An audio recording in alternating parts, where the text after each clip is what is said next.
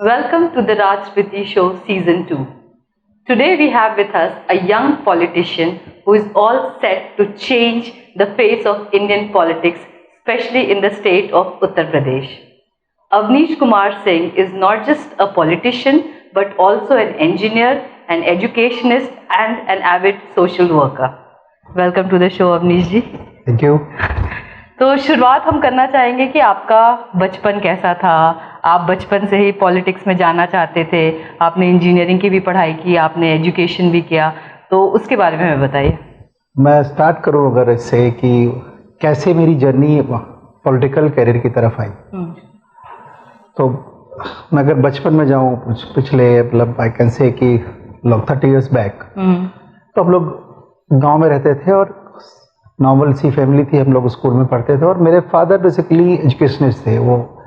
उन्होंने अपनी जर्नी बड़े धीरे धीरे स्टार्ट करी। इनिशियली वो टीचर थे स्कूल में और he was MSc in mathematics and chemistry, both subjects. That time I think 1950-60s की बात। तो बहुत सारे लोगों ने बोला उनसे कि ठीक है, लाइक आप स्टार्ट करो, आपको अलग से करियर स्टार्ट करना चाहिए, गांव में नहीं रहना चाहिए, लाइक सो ऑल। तो जो लोकल स्टेटस था वहाँ का, उनको लगता था कि नहीं, एजुकेशन इम्पॉर्टेंट फैक्टर है, बिना एजुकेशन के लोगों की लाइफ बदल नहीं सकती। तो उन्होंने स्टार्ट किया अपना छोटा सा स्कूल और वो जर्नी जब स्टार्ट हुई तो छोटा सा स्कूल जब आप चेंज स्टार्ट करते हैं तो टफ होता है हमेशा। इनिशियली कोई भी चेंज स्टार्ट करे और लॉन्ग बैक 1965, तो उस टाइम का भारत की कल्पना करो तो भारत बिल्कुल डिफरेंट था। लोगों का परसेप्शन इंडिया के बारे में बिल्कुल डिफरेंट था। और उसके बाद जब आप गांव में चले जाइए तो एजुकेशन के मामले में तो मुझे लगता है कि 10, 15, 20 गांव के बीच में एक आधा आदमी मिलता होगा। और उस समय एजुकेशन की शुरुआत करना बहुत बड़ी तो मेरे फादर ने जो पहला स्कूल शुरू किया, मतलब उनकी जर्नी तो मैं जब समझता हूँ तो मुझे लगता है कि यार इतना टफ कोई लाइफ कैसे जी सकता है। तो पहला स्कूल उन्होंने बनाया गांव में। तो होता ना कि घास फूस के छप्पर देखे होंगे आपने कभी, तो उससे स्टार्ट किया उन्होंने। तो जब स्टार्ट हुआ गांव में स्कूल, तो लोगों को ये लगता है ना कोई अच्छा काम करे तो इनिशियली लोग अपोज जरूर करते हैं उसका, कोई भी करे वो, मतलब XYZ। अगर मैं कहूँ मोदी जी भी कोई अच्छा काम करना स्टार्ट करते हैं, कोई नई पॉलिसी लेके, कोई नया चेंज लेके आते हैं, तो वहाँ भी उनको अपोजिशन जरूर मिलता है। चेंज के लिए एक रेजिस्टेंस होता है हर जगह। तो उनको भी वहाँ अपोजिशन मिला। पहली बार जब स्कूल उन्होंने स्टार्ट किया तो लोगों ने उसमें आग लगा दी। तो फिर चीजों को कलेक्ट करके, और जब आपकी फैमिली ये कह रही हो कि नहीं, आपको ये, आप तो पढ़ गए हैं तो आपको, मतलब उस टाइम तो उस क्वालिफिकेशन पे वो नॉर्मली आया होता तो शायद सिविल सर्विसेज में भी आ जाते, कुछ भी कर सकते थे, आराम से बाहर जाते, मैथमेटिक्स वगैरह का तो बहुत स्कोप था, अच्छा स्कोप था। तो वहां से उन्होंने जब वो स्कूल एक बनाया तो उसके बाद फिर धीरे धीरे चीजें मूव होनी स्टार्ट हो जाती हैं। लोगों को लगता है, लोग कनेक्ट होना शुरू हो जाते हैं।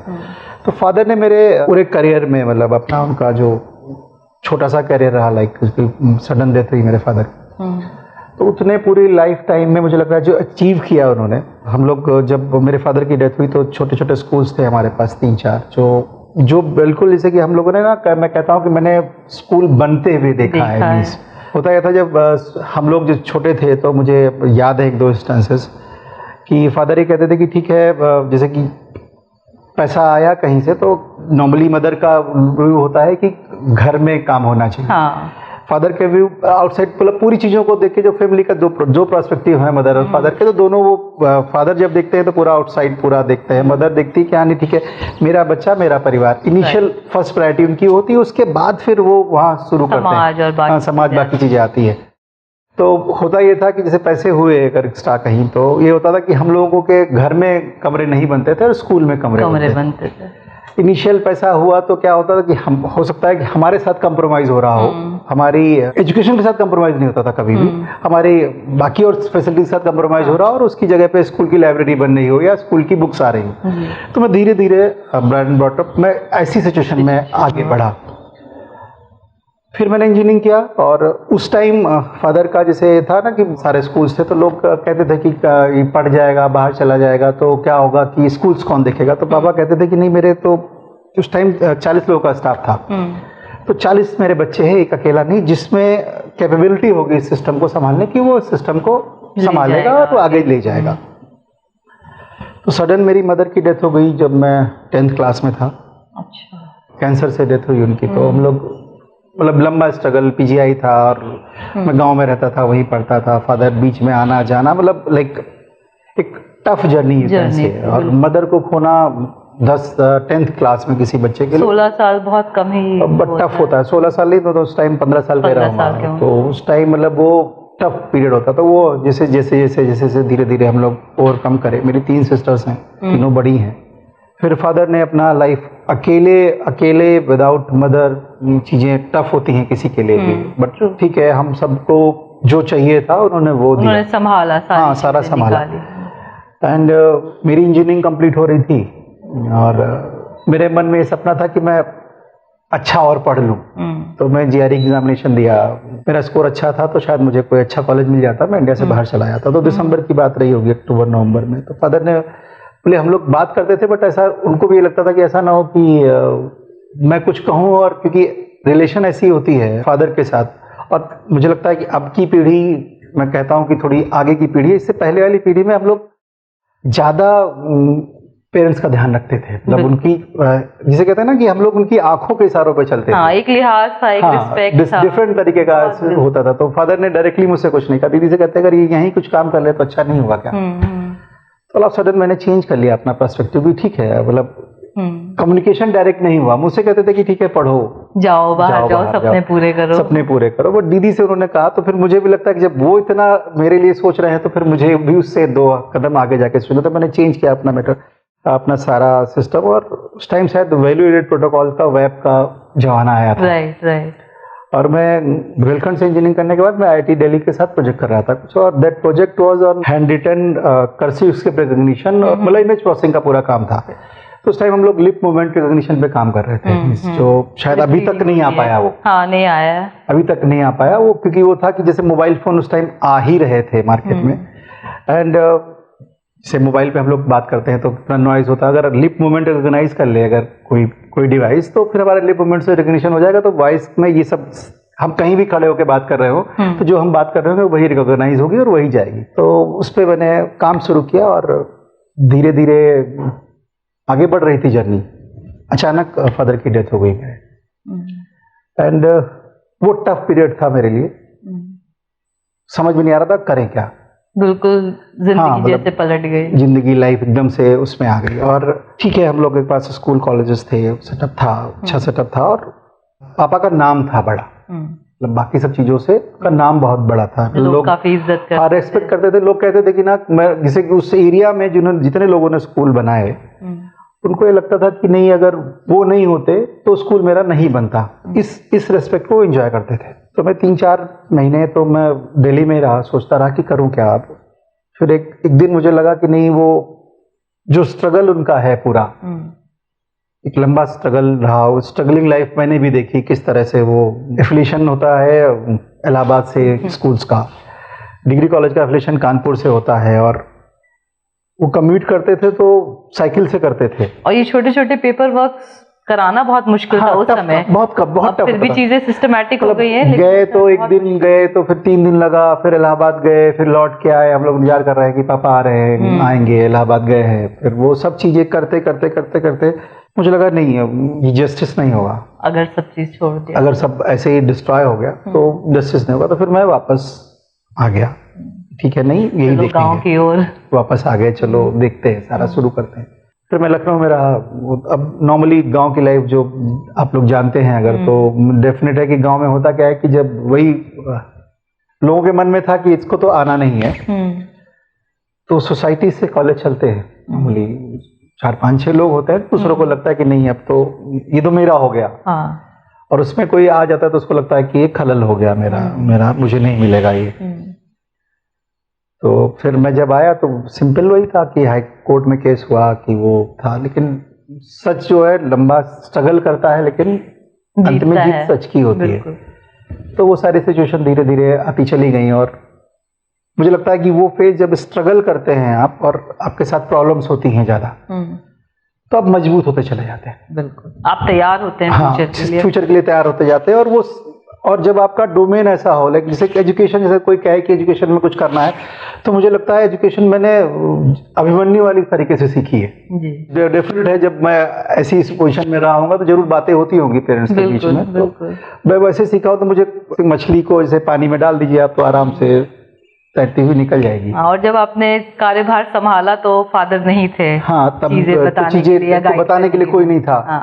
लेकिन अभी मैं कहता हूँ कि मेरा जब ना सिक्स सेंस अनकॉन्शियस ब्रेन, तो जब ऐसा लगता है कि मैं कुछ गलत कर रहा हूँ, तो रात को सपने में मुझे लगता है कि यार ऐसा कुछ तुम गलत कर रहे हो, लाइक तो वो फील आती है मेरे दिमाग में, अभी तक आती है। और एक बड़ा अच्छा पार्ट है मेरे साथ लाइफ के साथ कि आज तक मतलब मैं कभी भी अलार्म ला के नहीं उठा रात में, कभी भी, मतलब कुछ भी हो।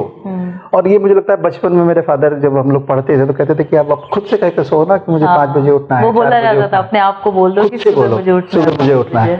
और आज तक मेरे साथ वो लागू है कि मैं अगर मुझे 4 बजे 5 बजे की फ्लाइट भी पकड़नी है तो मैं सोता हूँ। और इसका डिसएडवांटेज भी है कि अगर अलार्म से मैं उठ जाऊँ तो मेरा हेडेक होता है, डिस्टर्ब हो जाती है, डिस्टर्ब हो जाती है स्लीप। तो अपना थॉट प्रोसेस अपने आप कंट्रोल होता है, तो ये एक अच्छी चीज है। तो उसी के साथ धीरे धीरे, जैसे कि आपने इनिशियली मैं उतना पुराना ले गई आप मुझे, तो जब हम लोग पढ़ते थे तो मेरे फादर हमेशा कहते थे कि मैं आज भी कोट करता हूँ जब बच्चों से बात करता हूँ कि रात को जब आप सोने जाते हैं, बिस्तर पे लेटते हैं, तो पूरे दिन का एनालाइज जरूर करना चाहिए आपको। पूरे दिन आज क्या किया, क्या पॉजिटिव किया, क्या निगेटिव किया, और क्या अच्छा कर सकते थे कि आप ये कर देते तो शायद और अच्छा हो जाता है दूसरों के लिए, अपने लिए, कैसे भी।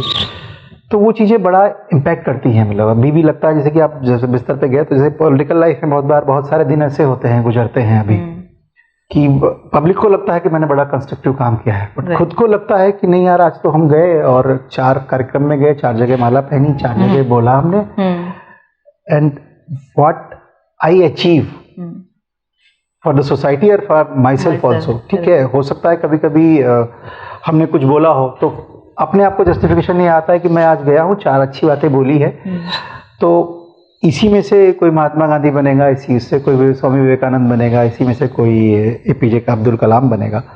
तो उसका किसी बच्चे को मैं मोटिवेट करके आ गया हूँ एजुकेशन, तो वहाँ सेटिस्फेक्शन ले सकते हैं हम लोग।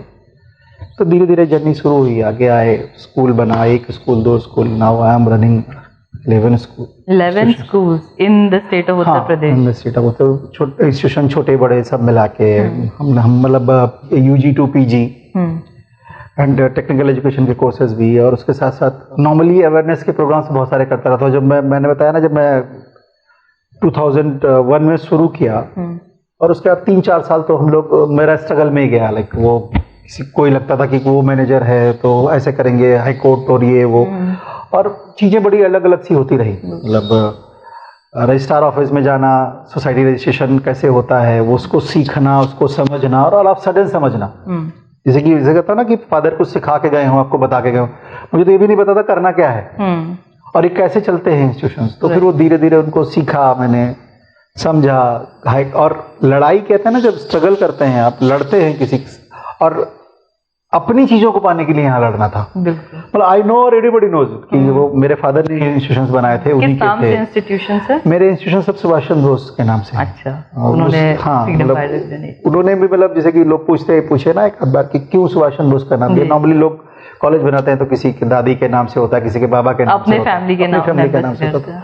वो कहते थे कि नहीं, सुभाष चंद्र बोस जी एक ऐसे लीडर थे जो अनडिस्प्यूटेड लीडर ऑफ कंट्री, बिल्कुल कोई डिस्प्यूट नहीं उनके नाम से, और हमेशा वो प्रेरणा देते रहेंगे जब तक देते रहेंगे। और मुझे लगता है कि वो सब चीजें जो उनकी थी ना, मुझे कहीं ना कहीं ड्राइव करती हैं आज भी। ट्रू। मतलब वो उन्होंने भी अपने फादर के नाम से बनाए होते हैं, तो मैं भी अपने फादर के नाम से बनाने की सोच रहा। तो वो जो राष्ट्र के प्रति समर्पण की भावना जो आती है ना, वो नहीं आती शायद। और अब तो मतलब मैं कर रहा हूँ तो मुझे भी अच्छा लगता है कि हाँ, मैं भी बताता हूँ बड़े अच्छे से कि हाँ नहीं, मेरे फादर ने सुभाष चंद्र बोस जी के नाम पे इंस्टीट्यूशंस बनाए थे। आपने इन 8-10 सालों में काफ़ी अच्छा एजुकेशन में काम किया है। मेधावी 40 जैसे प्रोजेक्ट्स आपने शुरू किए, ग्लोबल स्कूल का कॉन्सेप्ट आपने शुरू किया, तो उसके बारे में हमें बताइए। जब मैंने स्कूल शुरू किए, जब मैं आया इधर, तो मैं सबसे पहले डिग्री कॉलेज, मतलब जो नया प्रोजेक्ट था पापा का, वो डिग्री कॉलेज था। मैंने जब वहाँ शुरू किया काम, तो गांव में एक्चुअली क्या है कि एजुकेशन के साथ अवेयरनेस नहीं जुड़ी है बहुत ज़्यादा। राइट। लोग अवेयर नहीं है, पढ़ते हैं ठीक है। तो हम लोग जब गए, लोगों से बातचीत करना शुरू किया, बच्चे आने पढ़ने शुरू किए, तो बच्चों के अंदर पढ़ने की एनर्जी ही नहीं थी जो हमारे पास बच्चा आ रहा था। एक्चुअली होता क्या है कि जो बहुत अच्छा पढ़ने वाला बच्चा है वो गाँव से बाहर निकल जाता है। और हरदोई वगैरह में अभी भी एग्रीकल्चरल लैंड है, सबकी अपनी प्रॉपर्टी वगैरह, तो वो लोग जो जिसको पढ़ना है वो बाहर आ गया। अब जो मेरे पास बच्चा बचा, मेरे पास चैलेंज था कि मुझे इसको पढ़ाना है। टॉप लॉट तो निकल के बाहर आ गई, अब दूसरी लॉट बची, उसको पढ़ाना है। तो कैसे पढ़ाएंगे उसको? तो हम लोगों ने लोगों को बुलाना शुरू किया, स्कूल आओ करो। तो धीरे धीरे मुझे लगा नहीं यार, यहाँ नहीं हो सकता। इन बच्चों का हम माइंडसेट चेंज नहीं कर सकते। इन्होंने माइंडसेट बना लिया है कि मुझे पढ़ाई इसलिए करनी है कि मेरे पास डिग्री हो, पढ़ाई इसलिए करनी है कि मेरे पास नॉलेज हो या मेरे पास रोजगार हो, या डिफरेंट स्टोरी है। तो फिर लगा कि क्या करें, तो मुझे लगा कि थोड़ा सा नीचे और चेंज करना चाहिए, नीचे जाना चाहिए। तो मेरे पास एडवांटेज मेरे साथ ये रही कि मेरे पास एक्सपेरिमेंट करने के लिए फील्ड थी। नॉर्मली लोगों के साथ ऐसा होता है कि वो एक्सपेरिमेंट करेंगे तो कहाँ करेंगे, थॉट प्रोसेस आपके दिमाग में चल भी रहा है तो कैसे इंप्लीमेंट करोगे उसको। तो वो मेरे पास डोमेन था। तो मेरे पास 6 से लेकर 12 तक का स्कूल भी था, मेरे पास 1 से लेकर 5 तक का स्कूल भी था, और मेरे पास ग्रेजुएशन का भी कॉलेज, पूरा एजुकेशन का स्कोप था मेरे पास। तो मैंने कहा कि ठीक है, यहाँ नहीं हो पा रहा तो चलो let's go in 6th class. तो मैंने 6th क्लास में स्टार्ट किया। 2 मेरे इंटर कॉलेजेस थे, तो मैंने उनके टीचर्स को बुलाया, बातचीत शुरू किया। धीरे धीरे मैंने कहा कि चलो 6 से नया पैटर्न, नया सिलेबस स्टार्ट करते हैं। लोगों को लगे कि हाँ पढ़ाई होनी चाहिए। NEP आने के बाद लैंग्वेज बैरियर शायद टूटेंगे, बिल्कुल। But that moment of time जब हम लोग वहां थे, तो ये लगता था कि यार इंग्लिश अच्छी नहीं आ रही बच्चे को, तो ये बच्चा अच्छा ही नहीं है, ये परसेप्शन था। अभी भी कहीं ना कहीं वो है, अभी कहीं है, वो टूटेगा धीरे धीरे। बट वो हिंदुस्तान कब मानेगा language is just a communication medium. Right. Language से आपकी पर्सनालिटी को कब तक जोड़ा जाएगा, ये अलग इशू है। वो जोड़ा जा रहा था उस टाइम, तो लगा कि नहीं ठीक है, यहाँ चेंज करते हैं। तो टीचर्स ने कहना शुरू किया, भैया वो 6th क्लास में जो बच्चा मेरे पास आ रहा है वो 1 से 5 तक कुछ पढ़ा ही नहीं है, और आप 6th क्लास में इसको पढ़ा के, अब मेरे पास चैलेंज था कि मुझे 6th क्लास से लेकर 10th तक पढ़ा के उसको ऐसा बनाना है जो प्रोडक्टिव, इस कंट्री का प्रोडक्टिव नागरिक बन जाए। तो भी टफ था टास्क। वहां भी मैं फेल हो गया, जैसे कि मैं फेल हो गया कि वहां नहीं हुआ उससे। तो फिर मेरे पास उसी टाइम बीएड का, शायद मेरे डिग्री कॉलेज में बीएड का कोर्स आ गया। तो अब मेरे पास फिर मैन पावर है, जो बच्चे पढ़ रहे हैं, जो टीचर बनने जा रहे हैं, मैन पावर है मेरे पास। तो मैंने स्टार्ट किया नीचे उनको ले जाके कि ठीक है, आप 12th के बाद जो बच्चे बीएड कर लिए हैं, इन बच्चों के लिए भी कुछ ऐसा हो जाए कि ये इमीडिएट मोटिवेट हो जाए कि इनको कुछ तुरंत जॉब तो मिलनी नहीं है। और क्यों नहीं हम फर्स्ट क्लास में बच्चे को पकड़े, मतलब जो बच्चा 5-6 ईयर्स का है। तो फिर हम लोगों ने पूरा स्टडी किया उसको, कैसा उसका पैटर्न है, कितना साइकोलॉजिकल पैटर्न रहता है, कितने वर्ड्स की मेमोरी है, कितने वोकैबुलरी जा सकती है आपके वर्ड्स में, और गांव में रहते रहते बच्चा कितना सीख चुका होगा, मतलब हाफ ऑफ द मेमोरी उसकी फिल हो चुकी होगी, उस वोकैब में हमको कितनी वोकैबुलरी ऐड करनी है। तो उस सबको करते करते बहुत सारे लोगों को भी इन्वॉल्व किया, काफी रिसर्च किया। हाँ, मतलब अच्छी रिसर्च हुई उसमें। तो हम लोग क्लास 1 के लिए सिलेबस वो लेके आए, नया सिलेबस लेके आए, अपना खुद का बनाया हुआ, वेल रिसर्च की। उसमें लखनऊ के टॉप स्कूल्स का सिलेबस भी था और गांव के स्कूल था, उसको ब्रिज करके कैसे हम उस बच्चे को लाते हैं। और डिसएडवांटेज वहाँ ये थी कि हमें बच्चा जो मिल रहा था वो 6 ईयर्स का मिल रहा था, यहाँ शहर में बच्चा आप 3 इयर्स की एज में पढ़ने भेज देते हैं, तो 1 साल के बच्चे को, लेकिन ये है बच्चे का स्किल है क्या, जैसे कि मैं अभी कहता हूँ कि हम 6, 7, 8 जोड़ घटाना गुणा भाग पढ़ाते हैं। हाँ। उसका लेवल इंप्रूव करते चले जाते हैं। राइट। तो किसी भी टाइम हम बच्चे को एनर्जी वो दे दें, और फर्स्ट से लेके 5th तक बेसिक्स सिखाया जाता है उसको। तो मोर और लेस आई कैन से कि हम क्लास 1 से लेके 8 तक उसको उन्हीं चीज़ों में धीरे धीरे पढ़ाते हैं, और उसको मतलब कहते हैं उसकी एनर्जी जहाँ भी चैनलाइज कर ले जाए। तो हमने वहाँ स्टार्ट किया, और हमने क्लास 1 को 3 पार्ट में डिवाइड किया, नर्सरी, केजी और फर्स्ट का सिलेबस, तीनों को 3 पार्ट में डिवाइड करके उसको पढ़ाना स्टार्ट किया। अच्छा रिजल्ट आया कि स्कूल में मैं थोड़ा सा एनर्जी आई मेरे अंदर, नहीं ठीक है अब तो अच्छा हो गया कि अब ये काम कर सकते हैं। तो मैंने स्टार्ट किया। फिर मेरे पास एक टाइम था, मेरे पास 1400 बच्चे थे जो मेधावी 40 में पढ़ा रहा था मैंने। अच्छा। और मैंने स्कूल्स डाले जो जैसे कि हमारा जो हरदोई का जो एरिया है वहाँ पे गंगा नदी भी जाती है।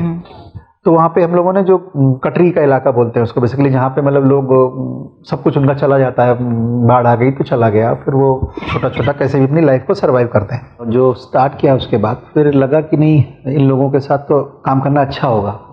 वो गार्जियन और हम लोग फ्री ऑफ कॉस्ट भी नहीं पढ़ा रहे थे उनको, ऐसा लगने लगे कि सरकारी की योजना है और चैरिटी, और हाँ, कुछ चीजें मिलती है तो वैल्यू नहीं होती, वैल्यू खत्म हो जाती है उसकी। तो उनको जब हम लोग पढ़ा रहे थे तो क्या हुआ कि बच्चों में टैलेंट है, कहीं का भी बच्चा उठा लीजिए आप, और उस टैलेंट को डायरेक्शन सही देनी है कि किस डायरेक्शन में वो जा रहा है। और मेरा कॉन्सेप्ट ये था कि हम एक जैसे कि हम लोगों ने अपनी जो लाइफ देखी कि हम लोग को पढ़ने का जैसे कि एक आदत सी लग जाती है ना कि हाँ नहीं मुझे पढ़ना ही 1-2 घंटे, वो हैबिट हो जाए। वो हैबिट कभी भी लगा दो। तो लगा कि ये हैबिट इनकी लगा देते हैं बच्चों को, तो ये किसी टीचर से भी पढ़ लेंगे। इनिशियली इनको अच्छा दे देते हैं टीचर। तो हमने अपने जो स्कूल के टीचर्स जो मेरे स्टूडेंट्स थे जो बीएड करके जा रहे थे, उनको 5000 का एक टोकन अमाउंट देना स्टार्ट किया कि 5000 का टोकन अमाउंट हम इतना ही देंगे क्योंकि हम लोग भी उसको CSR पे चला रहे थे बेसिकली, एक तरीके से माना जाए तो। उस 5000 में बच्चा आराम से काम कर रहा था। 5000 हम लोग इसलिए दे रहे थे कि तुम्हारे आपके जो अपने एक्सपेंसेस हैं कि मतलब आपको पढ़ना है आगे, और ये इंटरमीडिएट जॉब आपकी हो गई कि थोड़े दिन आप जॉब कर रहे हो कि हाँ ठीक है इतने दिन जॉब कर रहे हैं, इसके बाद मुझे कोई कंपटीशन की तैयारी करनी है। मीन टाइम हमको एक काम मिल गया अच्छा सा, जिसमें हम एक सोसाइटी को भी सर्व कर रहे हैं अच्छी तरीके से। तो गार्जियन आते तो धीरे धीरे हम लोग उसको चलाते गए। मैं एक एग्जाम्पल शेयर करता हूँ आपके साथ। मैं कभी कभी पेरेंट टीचर्स मीटिंग में चला जाता था कि जब होती थी तो एक गाँव में गया मैं जहाँ मेरा मेधावी 40 का स्कूल चल रहा था। तो कहते हैं भैया ये मेरा जो बच्चा है ये इसको टेबल बोलता है जबकि होती मेज है ये। और हम लोगों ने इनिशियली क्या किया था कि जो उसकी वोकैबुलरी तो हिंदी तो वो सीख ही जाएगा, उसको इंग्लिश सिखानी है बेसिकली। तो हमने स्कूल के सिलेबस में कहीं जो फर्स्ट हम 3 मंथ्स पढ़ा रहे थे उसमें कहीं हिंदी यूज ही नहीं कर रहे थे उसके साथ। अच्छा। तो वो जो सीख रहा था वो लैंग्वेज, मतलब जिसे मैंने कहा ना कि वो this is only language, correct. तो वो जो हम उसको सिखा रहे थे वही सीख रहा था। तो मुझे लगा कि नहीं ठीक है, मेरा जो इनिशिएटिव ठीक दिशा में जा रहा है। अच्छा चलता चला गया, अच्छा चला। मतलब 5th क्लास के बच्चे जो मेरे आ रहे थे, जो मेरा ये था कि मैं 5th तक इनको पढ़ा पाऊंगा क्योंकि इससे ज़्यादा मैं नहीं पढ़ा सकता उनको, क्योंकि इतना फाइनेंशियल सपोर्ट नहीं आ रहा था। इसके बाद जहाँ जाएंगे अच्छा जाएंगे। तो वो बहुत सारे बच्चे जवाहर नवोदय विद्यालय चले गए, या किसी के पेरेंट्स का थोड़ा बहुत पैसा आ गया तो कहीं और अच्छा लेके चला गया। बट लेकिन उनके दिमाग में आ गया नहीं पढ़ाई करानी है। लेकिन ऑल ऑफ सडन क्या हुआ कि सरकार की RT वाला एक्ट आ गया उस टाइम। उसके बाद थोड़ा सा नॉन स्टफ होने शुरू हुए। और हम लोग जो स्कूल चला रहे थे वो क्या था कि अब इलीगल तो नहीं कह सकते उसको, लेकिन सरकार के सेटअप के हिसाब से नहीं था कि मान्यता भी चाहिए आपको, और मान्यता लेने के लिए 8 से 10 कमरे चाहिए होते हैं प्राइमरी की मान्यता। तो मुझे लगा कि तो प्रॉब्लम हो जा रही है, और तब तक मैं धीरे धीरे पॉलिटिक्स की तरफ भी आ गया था। तो फिर मुझे लगा कि अब तो प्रॉब्लम है। तो फिर मैंने सारे स्कूल मतलब वाइंड अप करने पड़े मुझे, इसलिए कि वो प्रॉब्लम शुरू हो गई, नॉर्म्स नहीं हो रही, और लोग फोन आया जा रहा था कि भैया वो तो SDI आ गया, वो कह रहा है कि आपका स्कूल ठीक नहीं चल रहा है। बट आपने इस कॉन्सेप्ट को बिल्कुल जिया कि हाँ, पढ़ेगा इंडिया तो ही बढ़ेगा इंडिया, जो पॉलिटिक्स में अब होता है। बट आपने जब पॉलिटिक्स में नहीं थे तभी से इसको समझा इस बात को। हाँ, जैसे मैं पहले भी कह चुका हूँ ना कि एजुकेशन मेरे लिए ऐसा है ना कि जैसे कि ना मछली को पानी में डाल दो आप, वैसे ही एजुकेशन है मेरे साथ। तो वो चीजें दिमाग में भी जाती रही लोगों की, और अच्छा चला। अब मेरे पास एक स्कूल बचा है केवल बसा, कि वो जो मेरे पास सारे नॉर्म्स पे था तो मेधावी 40 के बच्चे मेरे पास वही पढ़ रहे हैं, और अब इस बार बच्चा मेरा 10th क्लास में पहुंचेगा।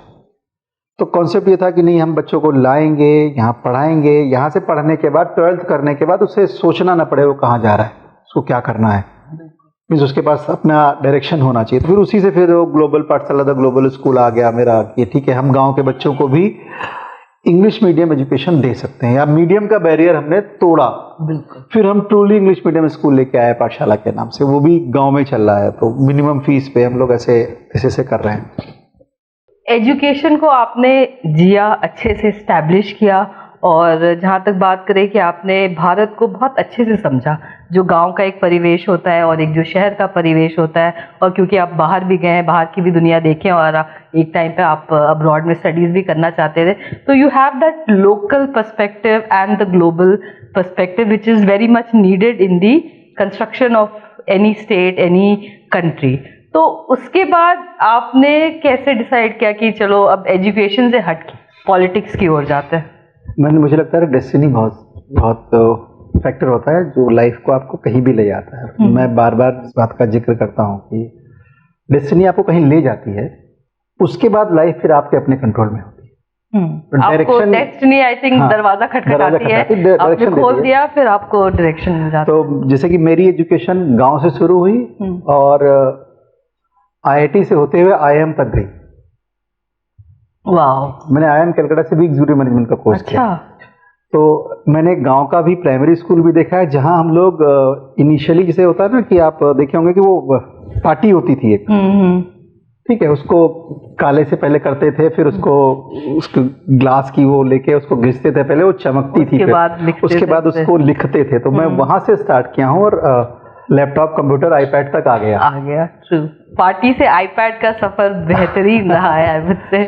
जब आप मूवमेंट करते हैं, देखते हैं, बहुत सारी चीज़ों को देखते समझते हैं, तो आपका विजन बढ़ता है, चीज़ों के बारे में सोचने का नज़रिया चेंज होता है। जब नज़रिया चेंज होता है तो बैरियर कहाँ आता है एक आम आदमी के पास। जो मैं आम आदमी था पॉलिटिक्स में आने से पहले, आपने कोई चीज़ सोची तो और आपको लगता है कि आप चेंज कर सकते हो, तो कहाँ चेंज करोगे? आप छोटे से डोमेन में चेंज करोगे, अपने स्कूल में चेंज कर सकते हो। जैसे ही आप पॉलिटिकल लाइफ में आते हैं तो क्या है कि आप पॉलिसी मेकिंग साइड में चले जाते हैं, आपका डोमेन बढ़ जाता है। लाइक हमको जो हर्डल्स आ रहे थे, मुझे लगा ये पॉलिसी मेकिंग में जाना चाहिए मुझे। राइट। धीरे धीरे चीजें बदलनी शुरू हुई। संघ के संपर्क में था मैं, क्रीड़ा भारती संगठन है संघ का, उसका मैं अवध प्रांत का अध्यक्ष था, तो लोगों से मुलाकात होती रहती थी। और बेसिकली भारतीय जनता पार्टी बनती ऐसे ही है। बिल्कुल। ये समाज से अच्छे लोगों को पिक करते हैं, कौन किस डोमेन में अच्छा काम कर सकता है, और उसको वही काम धीरे धीरे संघ देता है। मुझे संघ में मिला स्पोर्ट्स का काम इसलिए मिला कि मैं गांव में रूरल स्पोर्ट्स ऑर्गेनाइज करता था। हाँ, काफी सारे इवेंट्स वगैरह। हाँ, हम लोग करते थे ना ग्रामीण ओलंपिक के नाम से। 15 दिन का खेल चलता था वो। 15 दिन हम लोग सारे स्पोर्ट्स। इनफैक्ट हमारे सेंट्रल के स्पोर्ट्स मिनिस्टर सर्बानंद सोनोवाल जी थे, वो भी गांव में गए, तो वो कहते हैं कि क्रीड़ा भारती इतने ग्रासरूट लेवल तक काम करता है कि वो सारे बच्चे आके खेलते थे वहाँ। फिर एक लगा कि ये पॉलिसी में हम लोग को जाना चाहिए, और प्रधानमंत्री नरेंद्र मोदी जी के आने के बाद ना हर लोगों को, सबको लगने लगा कि यार मैं भी पॉलिटिक्स कर सकता हूँ। अदरवाइज पहले लगता है कि पॉलिटिक्स करने के लिए क्या चाहिए होता है, आपको 4 गनमैन चाहिए होंगे, बहुत सारा पैसा चाहिए होगा, किसी डायनेस्टी से आप बिलोंग करने चाहिए, डायनेस्टी से आपको बिलोंग करना चाहिए। बट मोदी जी के आने के बाद वो परसेप्शन एकदम चेंज हुआ।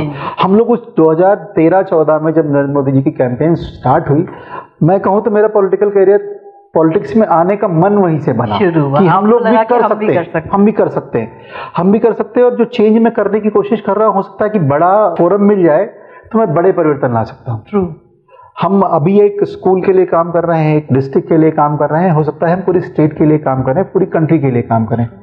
और एजुकेशन में अपने अगर जो अपनी राष्ट्रीय शिक्षा नीति है 2020 वाली, उसको देखा होगा तो मैं जो प्रॉब्लम्स बता रहा हूँ ना, धीरे धीरे जो मैं फेस कर रहा था कि ठीक है बच्चा पढ़ तो गया, जॉब कहाँ से आएगी उसके पास?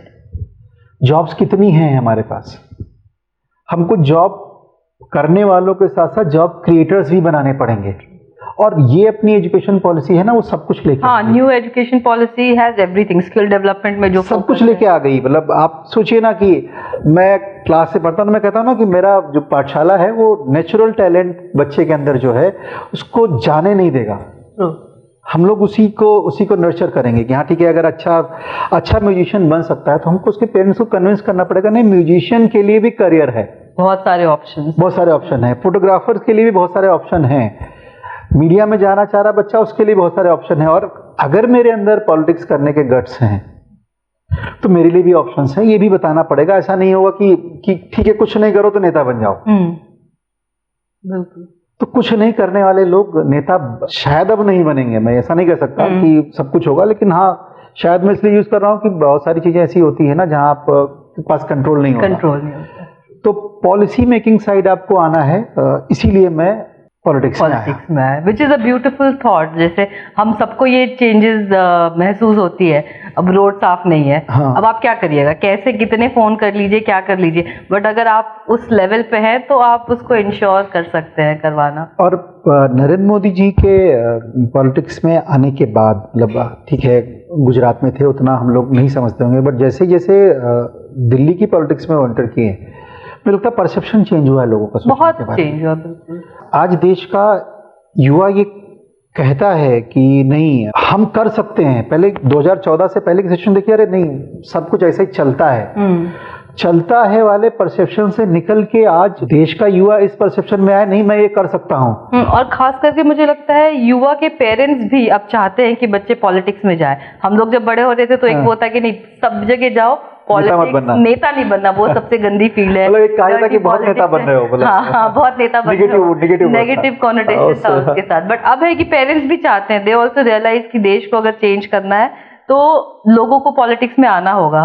You know people like you who are educated, who have all the kinds of perspective, जिनके अंदर वो चीज है कि मुझे चेंज लाना है, चेंज लाने की जो भावना है ना, उस वजह से अब लोग नेता बनना चाह रहे हैं, जो कि आई थिंक मोदी जी के बाद बहुत ही अच्छा वहीं से आया पहल है। और फिर उत्तर प्रदेश में योगी जी मुख्यमंत्री जब से बने हैं, मतलब उन्होंने भी पूरा परसेप्शन चेंज कर दिया कि आप किसी भी फील्ड से हो, हाँ, स्पिरिचुअलिटी में भी होके एक अच्छे लीडर हो सकते हो। नहीं योगी जी स्पिरिचुअली फील्ड तो अलग है ना, आप तरफ मत जाइए। आप एक 45 साल का युवा जो 4 बार MP रह चुका है, बिल्कुल ठीक है, और बहुत सारे एजुकेशन इंस्टीट्यूशन चलाते हैं, वो जो मठ है ना बहुत सारे एजुकेशन इंस्टीट्यूशन चलाता है, और लोगों के साथ इंटरेक्ट करना, लोगों की समस्याएं सुनना, वो दरबार उनके यहाँ पहले से भी लगता रहा है। उन समस्याओं का समाधान कैसे करेंगे जब आप एक पब्लिक रिप्रेजेंटेटिव है, now he is holding the CM post, तो बड़ी पोस्ट है, बट वहां पे रह के उन समस्याओं के लिए लोगों के लिए कैसे जूझना, तो मतलब भगवा कपड़े में पहना के योगी जी को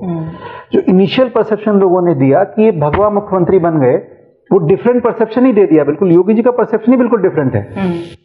वो 45 साल के 46 साल के युवा थे, अपनी मेहनत से उन्होंने चीजों को अचीव किया था, ठीक है, बैकग्राउंड ऐसा नहीं था, अपनी मेहनत से चीजों को अचीव किया था, वो स्ट्रगल था उनके साथ, और स्ट्रगल के साथ साथ डिटर्मिनेशन था। और उन्होंने लाइफ को जैसे आपने देखा बिल्कुल गांव के परिवेश से, उन्होंने भी वैसे ही देखा और ये डिसाइड किया कि मुझे घर बार छोड़ के ये रास्ता चुनना है, जो सेल्फ मेड। कभी योगी जी के साथ पर्सनली बात करके तो देखो, तो मैं तो कहता हूँ ना, जब मैं बात करता हूँ लोगों से, अगर उत्तर प्रदेश को योगी जी चेंज नहीं कर पाए तो कोई नहीं कर पाएगा, तो कोई नहीं कर सकता। सही बात, मतलब ये फैक्ट है। अगर योगी जी के रहते हुए उत्तर प्रदेश को वो जो डायरेक्शन चाहिए, जो हम कहते हैं ना कि 5 ट्रिलियन की इकोनॉमी कंट्री बने, 1 ट्रिलियन की इकोनॉमी लेके हम उत्तर प्रदेश में आए, तो यही संभव है। और वैसे काम भी हो रहे हैं, मतलब आप छोटी छोटी चीजों को लेके चलो तो इन्वेस्ट इंडिया आया, इन्वेस्ट उत्तर प्रदेश शुरू हुआ, हम हाईवेज के साथ जा रहे हैं, हमारे पास एक्सप्रेसवेज हैं, हम एयरपोर्ट्स के साथ हैं। आप कल्पना करो, मैं तो गोंडा का प्रभारी भी हूँ, मैं थोड़ा सा और आगे आ गया आपकी बात से हटके, तो पॉलिटिक्स में गोंडा में 2014 में जाता था तो मुझे 4 घंटे लगते थे, 4.5 घंटे लगते थे गोंडा जाने में, और जाके आने की तो आप कल्पना ही नहीं कर सकते थे सेम डे वापस आने की। मैं गोंडा का प्रभारी हूँ, मुझे लगता है मैं वीक में 2 बार जाता हूँ गोंडा, शाम को आने के बाद अपने बच्चों के पास होता हूँ। नहीं, मैं इस बार पटना से लखनऊ 7 घंटे में आ गए, तो दिन भर के 11 घंटे जर्नी 7 घंटे में हो गए। मतलब छोटी छोटी बात। तो जब आप कम्यूट करते हैं ना तेजी के साथ, तो परसेप्शन बदलता है और आप ज़्यादा एफिशिएंटली काम कर सकते हैं।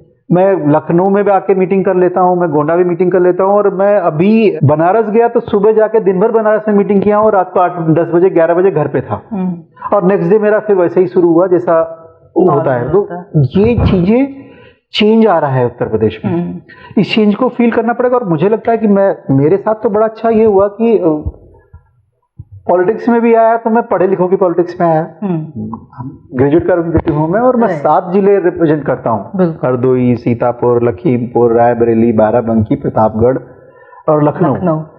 यहाँ के जो पढ़े लिखे लोग हैं मैं उनका नेता हूँ, और जो लोग सबसे ज्यादा बात करते हैं एक्ट नहीं करते, इसका एग्जाम्पल मैं बताता हूँ कैसे।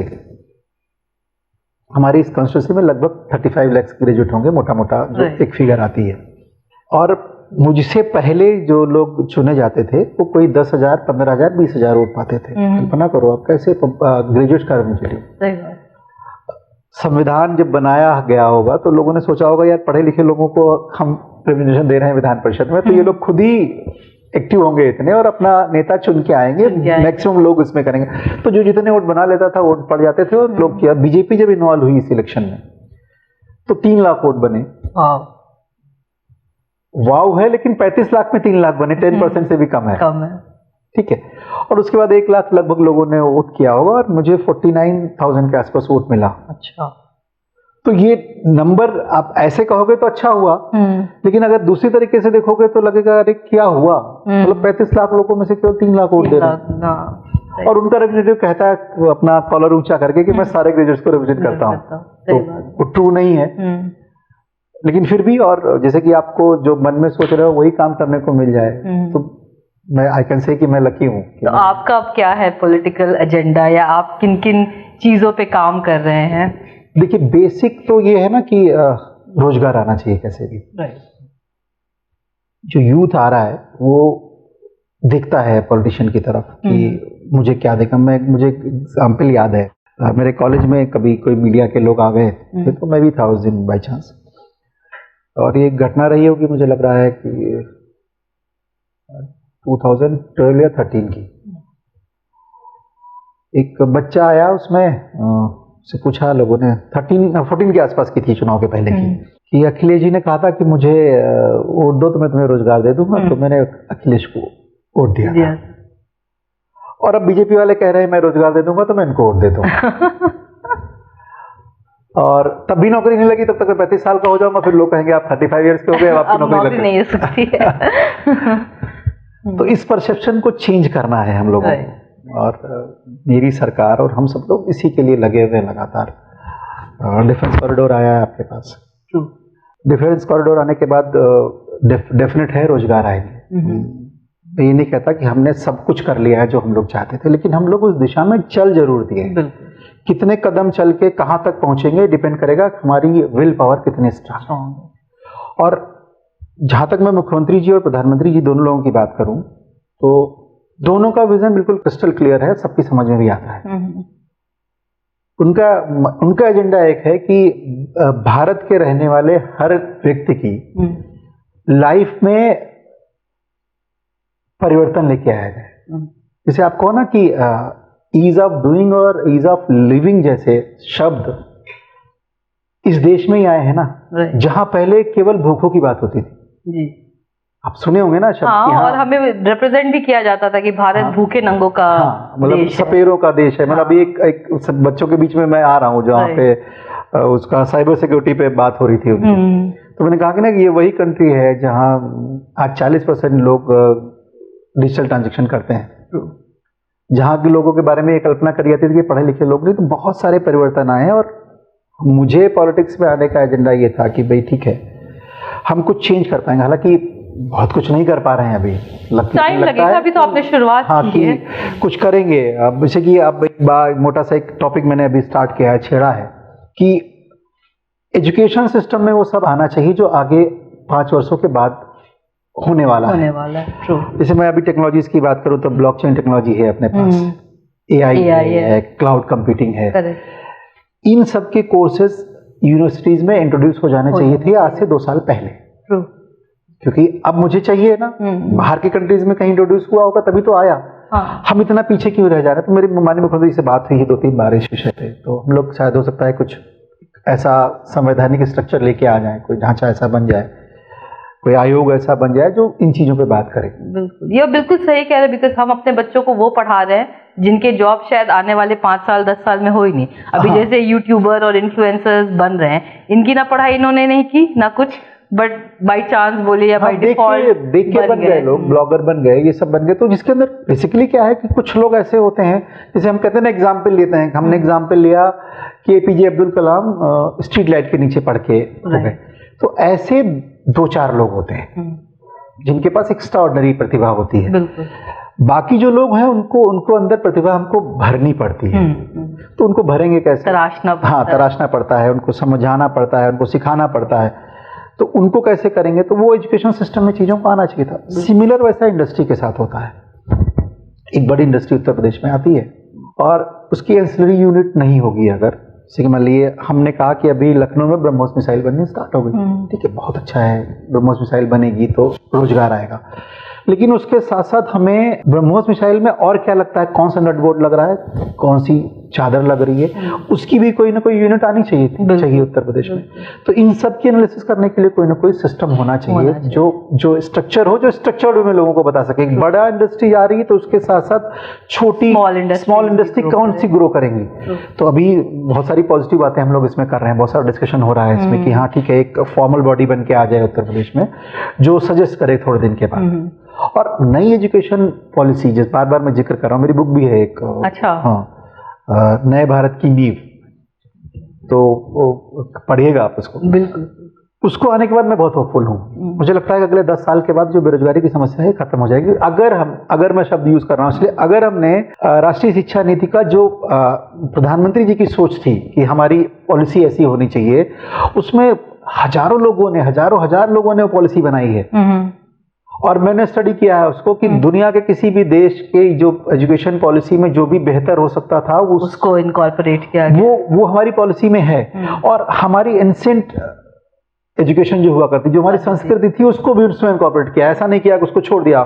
देखो ना, चाइना के लोग चाइनीज में पढ़ते हैं, बिल्कुल, ठीक है, रशिया के लोग रशियन में पढ़ते हैं, कोरिया का आदमी कोरियन में पढ़ रहा है, हिंदुस्तानी आदमी अंग्रेजी में पढ़ता है, और हिंदी बस एक लैंग्वेज पढ़ता है, वो भी।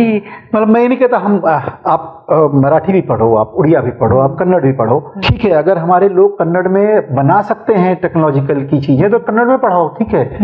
कम से कम वो बैरियर खत्म होना चाहिए ना लोगों के बीच से कि हाँ ठीक है, नहीं हम पहले इंग्लिश जानेंगे उसके बाद ही हम इंजीनियरिंग समझ पाएंगे। हाँ, वो स्टेटस सिंबल हो गया है कि इंग्लिश अगर आपको आती है तो आपको एडमिशन मिलेगा। इंग्लिश में अगर आप इंटरव्यू नहीं दे सकते हैं तो कोई काम के नहीं है। तो वो सब चीजें परिवर्तित होंगी और बच्चा पढ़ेगा। डेफिनेट है, हमने आजादी के 75 सालों में बहुत ग्रोथ की है।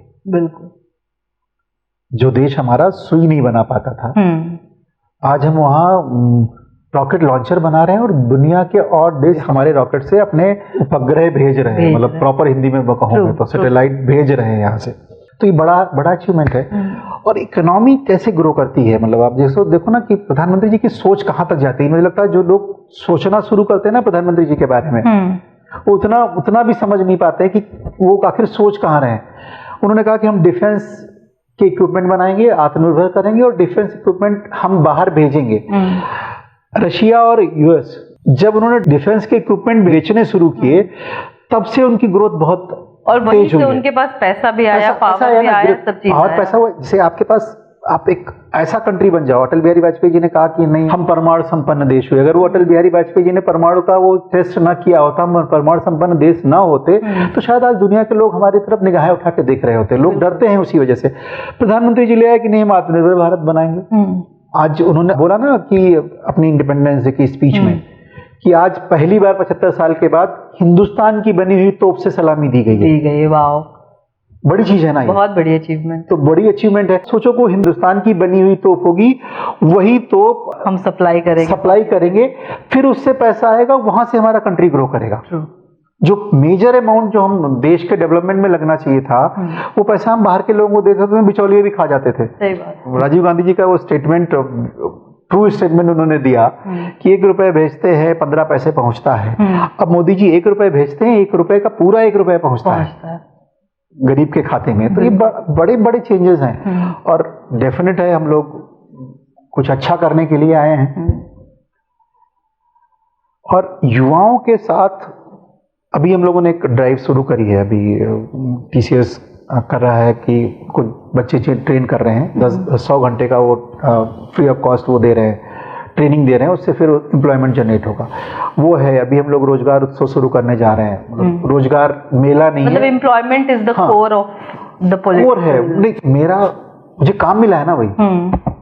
ग्रेजुएट्स ने मुझे चुना है, तो मैं उनके लिए जो बेहतर कर पाऊंगा तो वो मेरे लिए तो यही लगता है कि भाई ठीक है, ग्रेजुएशन किया आपने तो किस लिए किया कि आपको जॉब चाहिए। सही बात। जॉब चाहिए, जॉब मिलेगी या जॉब नहीं मिलेगी तो रोजगार करेंगे तभी देश की इकोनॉमी कंट्रीब्यूट कर पाएंगे, तभी आप देश के लिए वैल्यूएबल नागरिक बन जाएं। ये सपना होना चाहिए युवा का।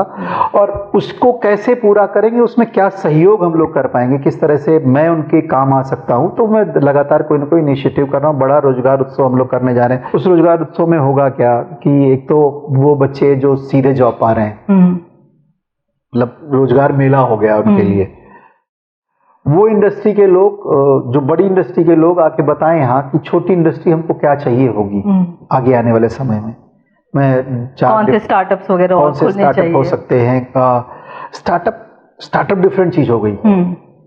कभी कभी हम लोग कंफ्यूज करते हैं स्टार्टअप को, और स्टार्टअप वो है जो किसी का अपना कॉन्सेप्ट हो, जो नई चीज लेके आए। जैसे मान लीजिए आज मैं मीटिंग कर रहा हूँ मुख्यमंत्री जी के साथ, शाम को जा रहा हूँ मैं, तो एग्री स्टार्टअप की बात हम लोग कर रहे हैं। जैसे कि आपके दिमाग में आता है स्टार्टअप मतलब क्या, IT का कुछ स्टार्टअप हो। एक आइडिया जो आपको समाज में कुछ चेंज लाने के लिए आपने शुरू किया, समाज में चेंज लाने के लिए, फाइनेंशियल हमारी स्टेबिलिटी बढ़ाने के लिए, और IT मिनिस्ट्री चला रही थी इसको, और जितने स्टार्टअप आए और दिखे लोगों को तो IT के स्टार्टअप थे। तो लोगों को लगा कि नहीं हम IT में कुछ नया करेंगे तो वही स्टार्टअप होगा।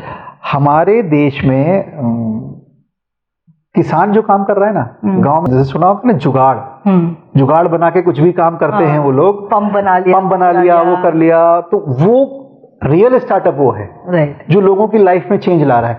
और इजराइल ने क्या किया, मैं इजराइल विजिट पे गया था अभी, जब इसी उसमें यंग लीडर्स की फोरम थी उसके साथ, तो जो मैंने उनका स्टडी किया, उनके यहाँ जो भी इस तरह का जुगाड़ था उसको सबको पेटेंट करा के उन्होंने स्टार्टअप बना दिया। क्योंकि है क्या, बेसिकली क्या है, आपने मेहनत काम करते करते करते करते आपने किसी चीज को ईज किया कि हाँ ठीक है। जैसे डिप इरिगेशन सुना होगा आपने, जो सबसे बड़ी कंपनी है वो इजराइल की, वो कहां से आई, वो किसान के उससे आई, एक किब्बूत से जन्म हुआ उसका। क्योंकि उन्होंने क्या किया था कि वो देखा कि अच्छा ठीक है ऐसे हो सकता है, ऐसे तो सारे मॉडिफिकेशन आ गए, क्योंकि रियल टाइम इम्प्लीमेंटेशन था उसका। वो लैब में नहीं बना, स्टार्टअप लैब में नहीं बन सकता, वो प्रैक्टिकल होता है। और कंफ्यूजन कहाँ क्रिएट हुई कि स्टार्टअप लैब में बनेगा, स्टार्टअप इंक्यूबेशन सेंटर में नहीं बनता। स्टार्टअप होता है उसको इंक्यूबेशन सेंटर में लेके आया जाता है कि स्टार्टअप बन गया, ठीक है, इसको फर्दर क्या चाहिए, फर्दर उसको पेटेंट कराना है, उसकी टेक्नोलॉजी को रिकॉग्निशन दिलानी है, उसको मार्केट दिलानी है, ये सारा कुछ स्टार्टअप के साथ होता है। तो यही कंफ्यूजन क्रिएट होती है। हमारा जो दूसरा, जैसे मैं कह रहा हूँ ना रोजगार उत्सव में, दूसरा क्या है कि वो जो लोग आ रहे हैं उसमें, बड़ी इंडस्ट्री आ रही, छोटा कुटीर उद्योग कोई चला रहा है, वो नट बोल्ट बना रहा है। नट बोल्ट में थोड़ा सा चेंज करेगा तो वो नट बोल्ट लगने वाला हो जाएगा ब्रह्मोस मिसाइल में या हमारी कार में। तो उतना चेंज चाहिए उसको, तो ये भी कोई बताने वाला होना चाहिए ना कि आप ये कर लो तो क्या है कि हम तुम्हारा प्रोडक्ट खरीद लेंगे, मार्केट में चला जाएगा, उसका डेटा बन जाएगा और मार्केट में वो बिक सकता होगा। तो ऐसी चीजें जब लेके आएंगे तो ये एक पार्ट उसका रोजगार उत्सव का ये हो गया।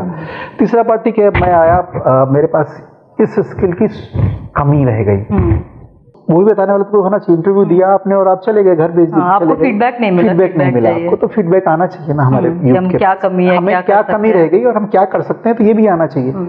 तो ये सारे बंडल को पैक करके हम लोग ला रहे हैं कि रोजगार उत्सव कर दें, माहौल उत्सव का हो कि ठीक है, क्यों, मतलब मेरे पास टैलेंट है, अगर मैं किसी कंपनी को ज्वाइन करूंगा तो उसमें वैल्यू एडिशन करूंगा मैं पैसा कमा के दूंगा तो बिजनेसमैन के पास पैसा आएगा, ये फील आना चाहिए लोगों के पास। जॉब करने वाला फिर तो उतना ही इंपॉर्टेंट है कंपनी के लिए जितनी वो कंपनी इंपॉर्टेंट है। हाँ, और या कंपनी चलाने वाले हैं। होता क्या है, प्रॉब्लम अभी क्या है कि हमने इस व्यक्ति को जो रोजगार लेने जा रहा है ना, उसको दीनहीन बना दिया।